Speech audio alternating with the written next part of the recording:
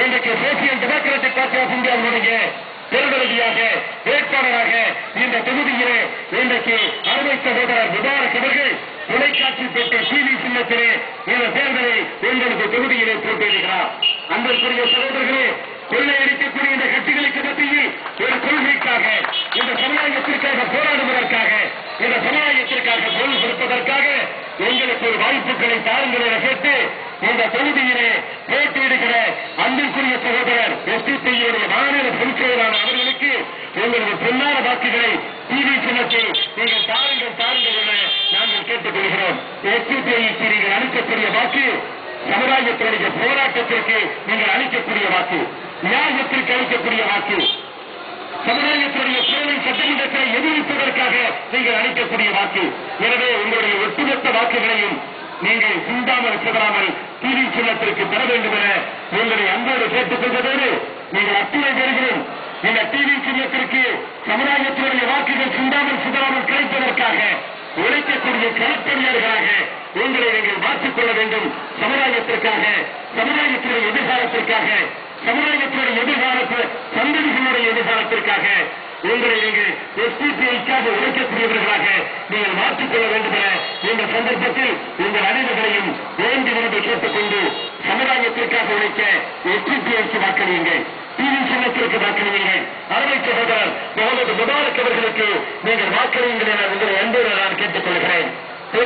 அவர்கள் உங்களுக்கு இன்றைக்கு வாக்களிக்க வாக்குகளை கேட்டு வருகிறார். கடந்த தடவை சொன்னால் உங்களிடத்திலே நான் வெற்றி பெற்றால் இந்த தொகுதியிலே நான் ஒரு கல்லூரியை, அரசு கல்லூரியை கொண்டு வருவேன் என்று சொன்னாரே, வாக்குறுதி அளித்தாரே. என்ன நடந்தது? கல்லூரி கொண்டு வந்தார். எப்படி கல்லூரியை கொண்டு வந்தார்? அரசு கல்லூரியா? தனக்காக சொந்தமாக ஒரு கல்லூரியை அவர் கட்டிக் கொண்டார். கோடிக்கணக்கில் சம்பாதிப்பதற்கான ஒரு வழியை அவர் ஏற்படுத்திக் கொண்டார். எனவேத்தான் சொல்லுகிறோம், இந்த ஊழல் அரசியல் கட்சிகள் தமிழகத்திலிருந்து தோற்கடிக்கப்பட வேண்டும் என்று சொன்னால் நீங்கள் கடையிலிருந்து ஒரு போராட்டத்தை உருவாக்குங்கள், ஒரு புரட்சியை உருவாக்குங்கள். அது எஸ்பிபியினுடைய வேட்பாளர் வெற்றி பெற வேண்டும். அன்பிற்குரிய சகோதரர்களே, என் சமுதாய சொந்தங்களே, என்னென்ன நீங்கள் கவனத்தில் கொள்ள வேண்டும். இன்றைக்கு 65,000 70,000 முஸ்லிம்கள் முஸ்லிம்களுடைய ஓட்டுகள் இந்த தொகுதியில் 40,000 வேறொரு சமூகத்தை சார்ந்த ஒரு 40,000 ஓட்டு இருந்தது என்று சொன்னால் திமுக அந்த சமுதாயத்தை சார்ந்த வேட்பாளரை நிறுத்தாமல் வேறொரு சமுதாயத்தினுடைய வேட்பாளரை நிப்பாட்டுவதா நடக்குமா தமிழகத்தில்? அது தலித்துகளாக இருக்கட்டும், அது வேவர்களாக இருக்கட்டும், அது நாடர்களாக இருக்கட்டும், 40,000 பேர் ஒரு சமூகத்தை சார்ந்த வாக்காளர்கள் இந்த தொகுதியில் இருப்பார்கள் என்றால் அங்கே அந்த சமூகத்திற்கு முன்னுரிமை கொடுக்கப்படும். அந்த சமுதாயத்துடைய வேட்பாளர் அங்கே நிறுத்தப்படுவார்.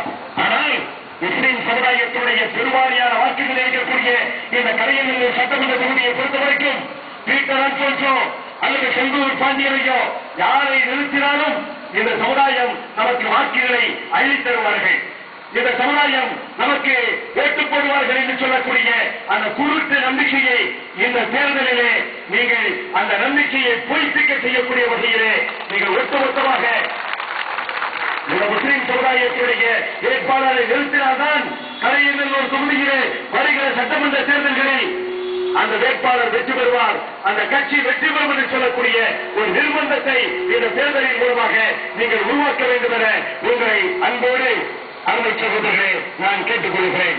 எனவே எஸ்டிபிஐ வேட்பாளர் பெருவாரியான வாக்குகள் வித்தியாசத்தில் தமிழகத்தில் அனைத்து தொகுதிகளும் திரும்பி பார்க்கிற வகையில் இந்த கரையநல்லூர் தொகுதியிலே நீங்கள் உருவாக்கக்கூடிய இந்த மாற்றம், உருவாக்கக்கூடிய இந்த புரட்சி தமிழகத்தினுடைய 234 தொகுதிகளிலும் இந்த சமுதாயத்தை புறக்கணிக்க வேண்டும் என்று சொல்லக்கூடிய ஒரு குழுத்து தைரியம் எந்த கட்சிக்கும் வரக்கூடாது, எந்த கட்சிக்கும் வரக்கூடாது. பாருங்கள், இன்றைக்கு ஒவ்வொரு கட்சிகளையும் பாருங்கள். திமுகவை பாருங்கள், 38 லட்சம் வெறும் 30 லட்சம் வன்னியர் வாக்காளர்கள் இருக்கிறார்கள். அந்த சமுதாயத்துடைய பிரதிநிதிகளுக்கு 40 தொகுதிகளை அந்த கட்சி இன்றைக்கு ஒதுக்குகிறது. 38 லட்சம் இருக்கக்கூடிய தலித்து வாக்காளர்கள் 38 லட்சம் பேர் இருக்கிறார்கள் தமிழகத்தில். அவர்களுடைய பிரதிநிதிகளாக விடுதலை சிறுத்தைகளுடைய கட்சிக்கு இன்றைக்கு 10 தொகுதிகளை திராவிட முன்னேற்ற கழகம் ஒதுக்குகிறது.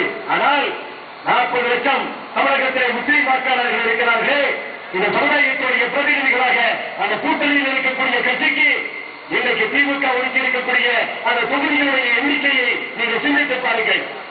3 தொகுதியை கொடுத்துவிட்டு பிறகு அதை 2ஆக மாற்றி கொல்லைப்புற வழியாக ஒரு திமுக காரரை அங்கே கொண்டு போய் நிறுத்தி அதை 3ஆக மாற்றி இந்த சமுதாயத்தை கேவலப்படுத்தக்கூடிய இந்த அரசியல் கட்சிகளுக்கு நாம் ஒரு பாடம் புகட்டக்கூடிய ஒரு வாய்ப்பு தான் வருகிற ஏப்ரல் 13ஆம் தேதி இங்கு நடைபெறுகிற இந்த சட்டமன்ற பொதுத் தேர்தல். அன்பிற்குரிய வாக்காளர் பெருங்குடி மக்களே, இந்த சமுதாயத்திற்கு காலம் காலமாக இணைத்த துரோகங்களுக்கு இந்த அரசியல் கட்சிகளுக்கு நாம் கொடுக்கக்கூடிய சம்மட்டி அடி எஸ்டிபிஐக்கு நீங்கள் அளிக்கக்கூடிய வாக்கு, டிவி சின்னத்திற்கு நீங்கள் அளிக்கக்கூடிய வாக்கு என்பதை கவனத்தில் கொண்டு உங்களது பொன்னான வாக்குகளை